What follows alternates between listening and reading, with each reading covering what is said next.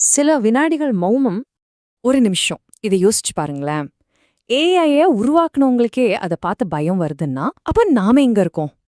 நிறைய பேர் நினைக்கிற மாதிரி டெர்மினேட்டர் படத்துல வர்ற மாதிரி ரோபோக்கள் நம்மள எதிர்க்கிறதா பெரிய ஆபத்துன்னு இல்ல.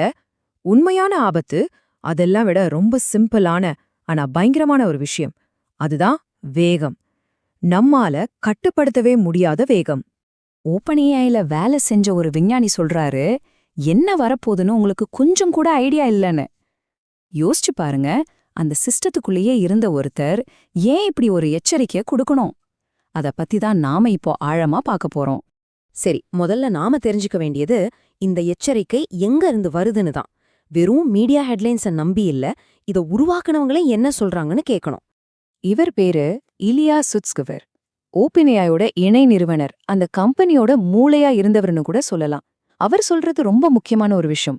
நீங்க அரசியல்ல ஆர்வம் காட்டலனாலும் அரசியல் உங்க மேல ஆர்வம் காட்டும். அதே மாதிரிதான் ஏஐயும். நீங்க அதை கண்டுக்காம இருக்கலாம், ஆனா அது உங்களை கண்டுக்காம இருக்காது. நம்ம வாழ்க்கையில அது நுழைஞ்சே தீரும். நாம இத ஏன் சீரியஸா எடுத்துக்கணும்னா, இது வெளியிருந்து யாரோ சொல்ற யூகங்கள் இல்ல. இது அந்த சிஸ்டத்தோட உண்மையான சக்தி என்னன்னு கண்ணால பார்த்தவங்க சொல்ற வார்த்தைகள். அவங்களுக்கு தெரியும் அதோட உண்மையான கேப்பபிலிட்டி என்னன்னு. அவங்க ஏன் இவ்ளோ பயப்படுறாங்கன்னா, அவங்க பாக்குறது நாம பாக்குறத விட ரொம்பவே வேற. நாம இன்னும் ரிலீஸ் ஆகாத கேப்பபிலிட்டிஸ் அவங்க பாக்குறாங்க. அந்த வளர்ச்சி அது ஒரு எக்ஸ்போனென்ஷியல் ஸ்பீட்ல போயிட்டு இருக்கு. அவங்க சொல்ற ஒரு முக்கியமான வார்த்தை கண்காணிப்பை இழப்பது. அதாவது நம்ம கண்ட்ரோல் போயிடுச்சுன்னு சொல்றாங்க. மனுஷங்களால புரிஞ்சிக்க முடியாத வேகத்துல சிஸ்டம்ஸ் வளர்றத அவங்க நேரடியாவே பாக்குறாங்க. அப்போ உண்மையான ஆபத்து என்ன? அவங்க எதை பார்த்து பயப்படுறாங்க? அது நம்ம சினிமால பாக்குற மாதிரியான ஒரு விஷயம் இல்ல. நம்ம மனசுல பொதுவா வர்ற பயம் என்ன? ஏஐக்கு சுயமா உணர்வு வந்து அது நம்மள அழிக்க நினைக்கும், அப்படிதானே? ஆனா உண்மையான பயம் அது இல்ல. அது ரொம்பவே நுட்பமானது. நம்ம கண்ட்ரோல்ல இல்லாம நம்மளால யோசிக்க முடியாத வேகத்துல தன்னிச்சையா முடிவெடுக்கிற சிஸ்டம்ஸ், அதுதான் உண்மையான ஆபத்து. இதே இலியா சுட்ஸ்கெவர் ரொம்ப அழகா சொல்றாரு. வளர்ச்சியோட வேகம் நம்ப முடியாத அளவுக்கு அதிகமாயிடும்னு. இங்க பிரச்சனை அந்த டெக்னாலஜி இல்ல, அந்த டெக்னாலஜி வளர்ற வேகம். அந்த வேகத்துக்கு நம்மால ஈடு கொடுக்க முடியாது. நம்மால சரியான நேரத்துல சரியான முடிவை எடுக்க முடியாது. அதாவது தன்னாட்சி அல்லது ஆட்டானமினா என்ன? ஒரு சிஸ்டம் நம்மளோட உதவி இல்லாம அதுவா ஒரு பெரிய இலக்கு அடையிறதுக்காக சின்ன சின்ன முடிவுகளை எடுத்து செயல்படுறதுதான். இங்க ஆபத்து அதோட இன்டெலிஜென்ஸ் இல்ல, அதோட சுதந்திரமான செயல்பாடுதான்.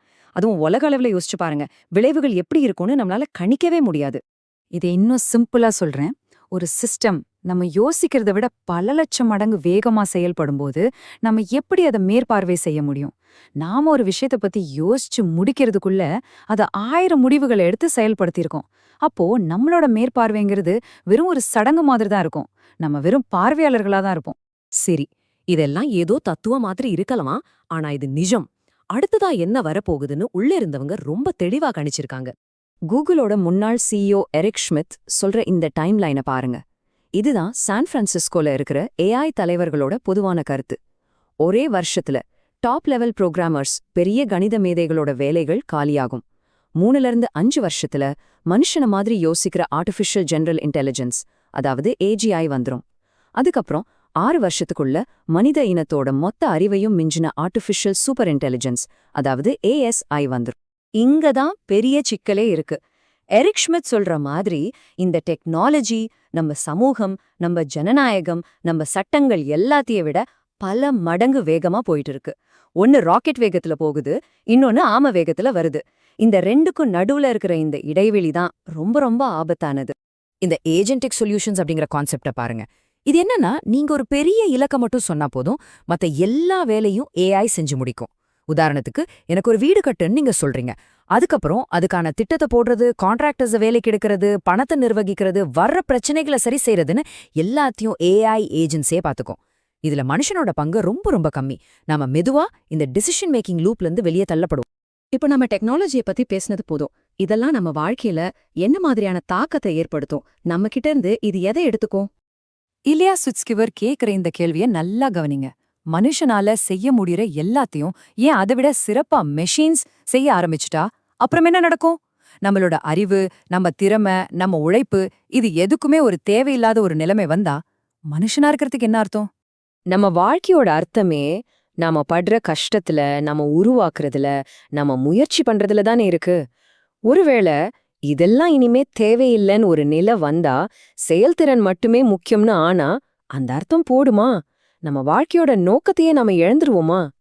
இப்ப நாம கேட்க வேண்டிய கடைசி மற்றும் மிக முக்கியமான ஒரு கேள்விக்கு வரோம். நாம இன்னும் கண்ட்ரோல்ல தான் இருக்கோமா? ஆர்டிஃபிஷியல் சூப்பர் இன்டெலிஜென்ஸோட தியரி என்ன சொல்லுதுன்னா, இந்த உலகத்துல இருக்கிற எல்லா மனுஷங்களோட மொத்த அறிவையும் சேர்த்தா கூட அதை விட புத்திசாலியான கம்ப்யூட்டர்ஸ் உருவாகும்னு சொல்லுது. இது தியரி. ஆனா நிஜம் என்ன? ஒருவேளை நாம அந்த கோட்டை ஏற்கனவே தாண்டிட்டோமா? நாம இன்னும் கட்டுப்பாட்டுல இருக்கோம்னு நினைச்சிட்டு இருக்கிறது ஒருவேளை வெறும் மாயையா இருக்குமோ? உண்மை என்னன்னா, இந்த கேள்விக்கு பதில் யார்கிட்டயும் இல்ல. இது வெறும் டெக்னாலஜி பத்தின ஒரு வீடியோ இல்ல. இது நம்ம எல்லாருடைய எதிர்காலத்தை பத்தின ஒரு முக்கியமான உரையாடல். இந்த உரையாடல்ல நீங்களும் சேருங்க. ஏஐனா அது வெறும் ஒரு டூல் தான் அப்படின்னு சாதாரணமா நினைக்கிற உங்க நண்பர்களுக்கு இதை ஷேர் பண்ணுங்க. கீழே கமெண்ட்ல சொல்லுங்க. உங்க கருத்து என்ன? நாம இன்னும் கண்ட்ரோல்ல தான் இருக்கோமா? இல்ல அந்த கூட்டை தாண்டி பல வருஷம் ஆச்சா? யோசிங்க.